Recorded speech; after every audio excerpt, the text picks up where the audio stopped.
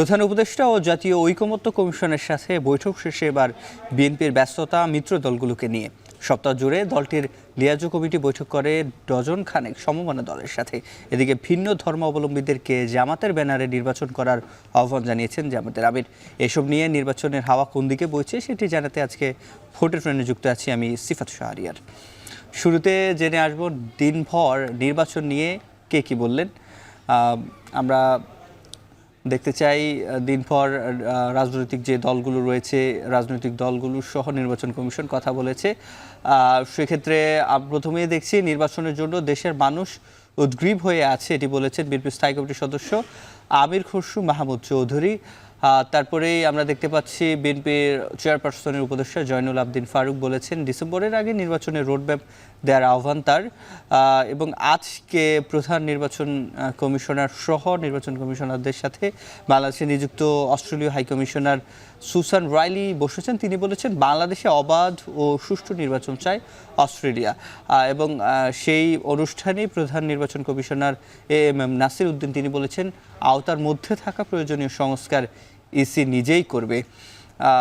ভোটের ট্রেনে নিচ্ছে একটা বিরতি, ফিরছি একটু পরে। আজ ভোটের ট্রেনে আমাদের সাথে যুক্ত আছেন Bangladesh labour party chairman doctor Mustafizur Rahman Iran. Iran ভাই, আপনাকে স্বাগত ভোটের ট্রেনে। জানতে চাই আপনারা এই চলতি সপ্তাহে যখন লিয়াজু কমিটির সাথে বৈঠকে বসেছেন, বিএনপি লিয়াজু কমিটির সাথে, তখন আপনি বের হয়ে একটি কথা বলেছেন যে বিএনপি যে সময়ের মধ্যে অর্থাৎ নির্বাচন চাইছে তারা ডিসেম্বরের মধ্যে, রোডম্যাপও চাইছে খুব দ্রুত। আপনারাও সেটির সাথে একত্রতা প্রকাশ করেছেন। আসলে বৈঠকে কি নিয়ে আলোচনা হয়েছিল? আপনার বৈঠকে কি বিএনপি কি আপনাদেরকে জোর করেছিল নাকি আপনারা আসলে তাদের সাথে একত্রতা প্রকাশ করেছেন? ধন্যবাদ আপনাকে এবং এখন টিভির যারা আমাদেরকে দেখছেন। দেখুন, দীর্ঘ 17টি বছর যাবৎ বাংলাদেশের মানুষ তারা ভোটের অধিকার থেকে বঞ্চিত, তারা ভোট দিতে পারছে না। আমরা এদেশের মানুষের ভোটের অধিকারের জন্য আমরা দীর্ঘ 17টি বছর লড়াই করেছি। আমরা আন্দোলন সংগ্রামের মধ্য দিয়ে, আপনি জানেন যে এক পর্যায়ে আমাদের ছাত্র জনতার যেই বিপ্লব হয়েছে, আমাদের সবারই কিন্তু ভোটের জায়গা থেকে কিন্তু আমাদের জায়গাতে একমত যে আমরা একটা নির্বাচন চাই এবং আমরা সংস্কারও চাই। আমরা 2023 সালে সংস্কারের প্রস্তাব আমরা রেখেছি। দেশনায়ক তারেক রহমান বাংলাদেশের সমস্ত রাজপথের রাজনৈতিক দলগুলোকে সাথে নিয়ে তারা 31 দফার রাষ্ট্র মেরামতের রূপরেখা জাতির সামনে উপস্থাপন করেছেন। আমরা বলেছি যে এই সরকার দীর্ঘ 8 মাসের যা করেছে এবং সামনে ডিসেম্বরের মধ্যে যদি নির্বাচনের ব্যবস্থা করা না হয় তাহলে যে অস্থিতিশীল অবস্থা, আইন শৃঙ্খলার অবনতি, গ্রামে বিভিন্ন ধরনের সমস্যা সৃষ্টি হচ্ছে, আইন শৃঙ্খলা বাহিনী তারা ঠিকমতো তারা আমাদের অপরাধগুলোকে দমন করতে পারছে না, আওয়ামী লীগ রাস্তায় নামার চেষ্টা করছে, বিচার কাজ স্থগিত। আমরা বারবার বলছি যে আমাদের প্রসিকিউশন বাড়ানো দরকার, ট্রাইব্যুনাল বাড়ানো দরকার, এই সমস্ত কিছুর দৈন্য দরকার। এবং আপনি জানেন যে আমাদের এই সংস্কার নিয়ে কাজ করছে আমাদের ঐক্যমত্য কমিশন। আমরা মনে করি, লেবার পার্টি মনে করে যে এই সমস্ত কিছুর জন্য একটা স্থিতিশীল একটা অবস্থা দরকার এবং জনগণের ভোটে নির্বাচিত একটা সরকার দরকার। আমরা এজন্য ডিসেম্বরে নির্বাচন চেয়েছি। আমরা মনে করি যে জনগণের নির্বাচিত সরকার ক্ষমতা বা দায়িত্ব পেলে তারা সংবিধান সংশোধন বলেন, বিচার বলেন, সব কিছু তারা করবে এবং জনগণের ম্যান্ডেট নিয়ে তারা এটা করবেন। যে আপনার থেকে আমি আরেকটা বিষয় জানতে চাই, সেটি হচ্ছে এই যে আপনারা তো বাংলাদেশ লেবার পার্টি আলাদা একটি দল, আপনাদের গঠনতন্ত্র আলাদা, আপনারা বিএনপির একটি মিত্র দল। সেক্ষেত্রে বিএনপি নির্বাচন নিয়ে যে অবস্থান, তাদের যে অবস্থান সেটি আপনাদের অবস্থান সেটি বলছেন, এবং অন্যান্য বিষয়ে বিএনপি সামনের দিনগুলোতে যেই সিদ্ধান্ত নেবে সেটি আপনারা নেবেন কিনা সেটি জানবো। তবে তার আগে নিচ্ছি একটা বিরতি, ফিরছি একটু পরেই।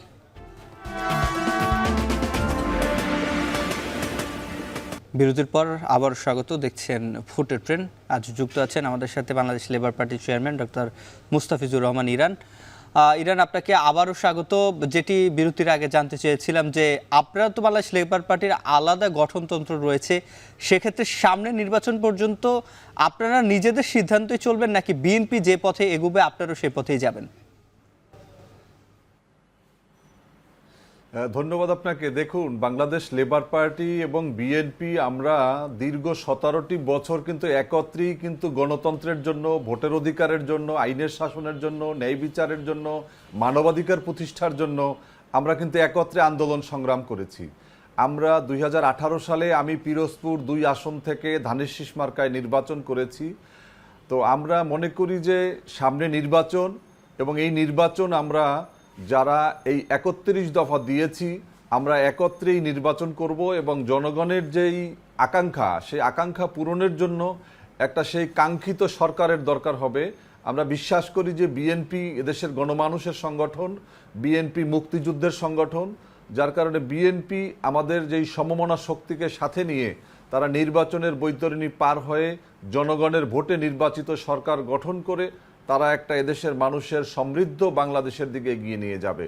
এজন্য আমরা, আমাদের দলীয় কর্মসূচি রয়েছে, আমাদের দলীয় প্রতীক রয়েছে, তারপরেও আমরা বিএনপির বৃহত্তর, আমরা যুগপৎ আন্দোলনের শরিক হিসাবে, আমরা বিগত 18 দল, 19 দল, 20 দলের শরিক হিসাবে আমরা এখনো, আমাদের লিয়াজও আছে, আমরা এখনো তাদের সাথে বসছি, আমরা একই চিন্তার এবং আমরা একই পথে চলায় আমরা এগিয়ে যাচ্ছি। আমরা আবারও আপনার কাছে ফিরবো। দর্শক দেখছেন ভোটের ট্রেন, আবারও ভোটের ট্রেনে স্বাগত। যেটি জানতে চেয়েছিলাম ইরান ভাই আপনার কাছে, যে এই যে আপনারা বিএনপির কথা বলছিলেন, 17 বছর যাবৎ আপনারা একসাথে আন্দোলন করেছেন, তো আপনাদের সাথে এই চলতি সপ্তাহ সহ কয়েকবারই বৈঠক হয়েছে, সেখানে জোট নিয়ে কোনো আলোচনা হয়েছে কিনা? আবারও 20 দলীয় জোট কিংবা কত দল দিয়ে জোট হবে, এই বিষয়ে কি সম্ভাবনা দলগুলোর কোনো বার্তা দিয়েছে কিনা বিএনপি? আপনি জানেন যে আমাদের একটা বিশেষ একটা সময়ে কিন্তু আমাদের এই জোটটাকে কিন্তু বিএনপি বিলুপ্ত করেছে। যে এই জোটটা যদি বিলুপ্ত করার কারণে সমস্ত মত পথের মানুষকে বিএনপি এই যুগপৎ আন্দোলনের ধারা এনে এক দফার আন্দোলনকে সামনে নিয়ে এগিয়ে গিয়েছে। তো এখন বিএনপি যদি মনে করে যে এই নির্বাচনকে কেন্দ্র করে নতুন একটি জোটের প্রয়োজন, বা আমরা সবাই যদি মনে করি, তাহলেই আমরা এই বিষয়টাকে নিয়ে আমরা সামনে আগাবো। কিন্তু এটা প্রধানত তো এটা বাস্তবতা যে বৃহৎ দল হিসাবে বিএনপিকে এই দায়িত্বটুকু নিতে হবে এবং এই সিদ্ধান্ত বিএনপি নিতে হবে। আমরা আমাদের প্রস্তাবগুলো আমরা তাদের কাছে দেব। তবে এখন পর্যন্ত জোট গঠনের ব্যাপারে আমার জানা মতে তেমন কোনো কথা হয়নি। তবে আমরা বৃহত্তর ঐক্যের সাথে আমরা যারা ছিলাম, এবং আপনি জানেন যে ইতিমধ্যে কিন্তু এই সিপিবি বাসদের সাথেও কথা হয়েছে। যারাই এই ডিসেম্বরে নির্বাচন বা এখন এই যে একটা সংস্কার এবং নির্বাচনটাকে সামনে নিয়ে যাওয়ার জন্য যারা কাজ করছে, বিএনপি সবার সাথেই কথা বলছে। আপনি জানেন যে আমরা শুনেছি যে এই দাবির সাথে যারা, বা এই বর্তমান আন্দোলন সংগ্রাম যারা করেছেন, যারা এই 5ই জুলাইয়ের পরিবর্তনে যাদের ভূমিকা রয়েছে, তাদের সবাইকে নিয়েই বিএনপি কথা বলবে। ইতিমধ্যে আমরা যারা পুরানো শরিক, আমরা পুরানো যাদের যুগপথের যারা আছি, আমাদের সাথে কথা বলছে।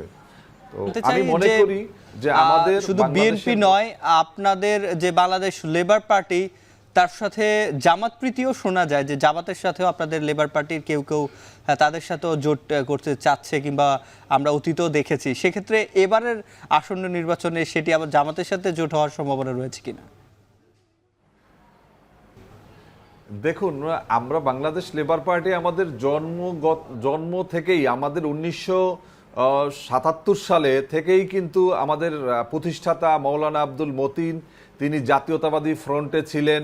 আমি 2007 সাল থেকে দেশনেত্রী বেগম খালেদা জিয়ার সাথে আমি কাজ করে আসছি। আপনি জানেন যে 18 দলীয় জোটের যারা আমরা সিগনেচার করেছি, যারা আমরা বিএনপির সাথে এই জোটে 18 দলীয় জোটে ছিলাম, সেখান থেকে অনেকেই মারা গিয়েছে, অনেকে বিএনপির জোট ছেড়ে চলে গিয়েছে বিভিন্ন কারণে, গোয়েন্দা সংস্থা, আওয়ামী লীগের বিভিন্ন প্রস্তাবে তারা সাড়া দিয়ে গিয়েছে। তা আমরা কিন্তু 3 জন মানুষ কিন্তু এখনো আছি, তার ভিতরে আমি একজন, কর্নেল অলি একজন, এবং বেগম খালেদা জিয়া। আমরা কিন্তু কোনো মোহ আমাদেরকে স্পর্শ করতে পারিনি। 2014 সালে কিন্তু আমিও এমপি হওয়ার অফার পেয়েছিলাম, কিন্তু আমি বলেছি যে আমি সংসদে যেতে চাই বেগম খালেদা জিয়া বা বিএনপির নেতৃত্বে। আওয়ামী লীগ আমার জীবনে 1 মিনিটের জন্য আওয়ামী লীগ করিনি, আওয়ামী চিন্তার সাথে কখনো ছিলাম না। আমরা জাতীয়তাবাদী শক্তির একটা অংশ। আমরা বিশ্বাস করি এদেশের মানুষের স্বাধীনতার গ্যারান্টি হচ্ছে জাতীয়তাবাদী ধর্মীয় মূল্যবোধে বিশ্বাসী শক্তি। হ্যাঁ, জামাত ইসলামী বাংলাদেশের রাজনীতিতে অন্যতম একটা রাজনৈতিক দল, তবে এখন পর্যন্ত আমরা মনে করি না যে জামাত ইসলামী বাংলাদেশে আলাদা একটা রাজনৈতিক জোট বা এভাবে করবে। এটা এখন পর্যন্ত স্পষ্ট হয়নি, যার কারণে লেবার পার্টিও সেই জোটে যাওয়ার তো আপাতত এখন পর্যন্ত কোনো প্রশ্ন আমাদের কাছে কেউ করেনি, কেউ প্রস্তাব দেয়নি। আর আমরা বিএনপির সাথে তো আছি আগাগোড়া, এবং এখনও আছি। আগামী দিনেও ইনশাআল্লাহ আমরা বিএনপির সাথে একসাথেই আমরা নির্বাচন করে আমরা সরকার গঠনে আমরা ভূমিকা রাখবো বলে আমরা প্রত্যাশা করছি। আপনার কাছে সবশেষ প্রশ্ন যেটি জানতে চাই, যে 20 দলীয় জোটে ছিলেন সেটি যদিও বিলুপ্ত করা হয়েছে বৃহত্তর স্বার্থে, সেক্ষেত্রে এবার নির্বাচনের সময় কি আওয়ামী লীগ তো মাঠে নেই, আপনি বাম দলগুলোর কথাও বলেছেন, তো সেক্ষেত্রে 20 দল কি আরও বাড়বে নাকি আর কমবে, কি মনে হয় যে এই বৈঠকগুলো থেকে? দেখুন, আসলে বিএনপি কোনো দলের নামকে কি বলে মার্কেটিং করার বিশ্বাস করে না। আপনার বিএনপি একটা জাতীয় ঐক্যের জন্য কাজ করেছে। বিএনপি দেখেছেন যে 18 দল করেছে, 19 দল করেছে, 20 দল করেছে, যার কারণে কোনো লোগোকে মার্কেটিং করাটা বিএনপির উদ্দেশ্য না। বিএনপির উদ্দেশ্য হচ্ছে এদেশের মানুষের ভোটের অধিকারকে নিশ্চিত করা, মানুষের জনগণের ন্যায় বিচার, নিরাপত্তা, এবং দেশের যেই অর্জনগুলো এসেছে আমরা দেখেছি শহীদ রাষ্ট্রপতি জিয়াউর রহমান থেকে শুরু করে বেগম খালেদা জিয়ার যেই সরকারগুলো, বাংলাদেশের মানুষের আকাঙ্ক্ষার জায়গা সেখানে। আপনি একটা কথা না বললেই নয় যে মুক্তিযুদ্ধের পরে কুসংস্কার সৃষ্টি করেছিলেন শেখ মুজিব, একদলীয় বাকশাল করেছিলেন। সেই জায়গা থেকে শহীদ রাষ্ট্রপতি জিয়াউর রহমান, বহুদলীয় রাজনীতি, এটাই ছিল সবচেয়ে বড় সংস্কার। এবং বিদেশে যে প্রবাসে আমাদের জনশক্তি রপ্তানি, বাংলাদেশে গার্মেন্টস শিল্পের বিকাশ, বাংলাদেশের খাল কাটার মধ্য দিয়ে কৃষিকে আরও আধুনিকরণ এবং সেচ ব্যবস্থাকে উন্নতকরণ, এগুলো কিন্তু এই শহীদ রাষ্ট্রপতি জিয়াউর রহমান বিএনপি জাতীয়তাবাদী শক্তির হাত ধরেই হয়েছে। তো আমরা বিশ্বাস করি যে একটু জানতে চাই যে বাংলাদেশ লেবার পার্টি থেকে আসন্ন নির্বাচনে আপনারা কতজন প্রার্থী এখন পর্যন্ত প্রস্তুত রয়েছে, কতজন প্রার্থী শুধু বাংলাদেশ লেবার পার্টি থেকে প্রস্তুত রয়েছে, খুব সংক্ষেপে জানতে চাই। দেখুন, আমরা আমাদের কেন্দ্রীয় নেতৃবৃন্দ বিভিন্ন জায়গাতে যার যার এলাকাতে আমরা কাজ করেছি। আমরা এখন পর্যন্ত বিএনপির সাথে আমাদের এই বিষয় নিয়ে আলোচনা হয়নি, যার কারণে আমি আপনাকে আজকে এই বিষয়টা বলবো না। তবে এটা তো বাস্তবতা যে বিগত 2018 সালের নির্বাচনে আমরা যে 6টা রাজনৈতিক দলকে বিএনপি আসন বন্টনে রেখেছিল, তার মধ্যে লেবার পার্টি অন্যতম একটি রাজনৈতিক দল ছিল।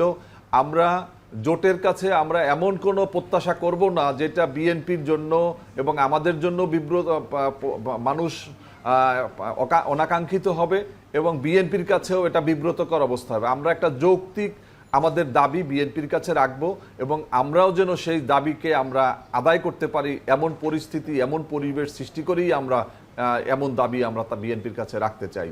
যা আমাদের সাথে যুক্ত হওয়ার জন্য এখন টিভি থেকে আপনাকে ধন্যবাদ জানাই। নিশ্চয়ই আরও আলাপ হবে অন্য কোনো সময়। দর্শক, আমাদের সাথে যুক্ত ছিলেন বাংলাদেশ লেবার পার্টির চেয়ারম্যান মোস্তাফিজুর রহমান ইরান। নেব একটা বিরতি, ফিরছি পরে।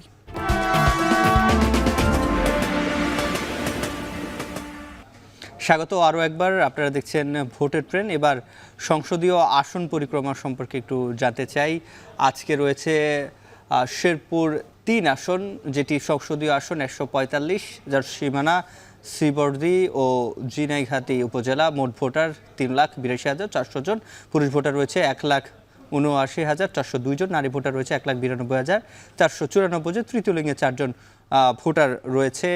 দর্শক, শেষ করছি ভোটের ট্রেনের আজকের পর্ব। আবারও দেখা হবে নতুন পর্বে নতুন কোনো বিষয়ে। সে পর্যন্ত শুভকামনা।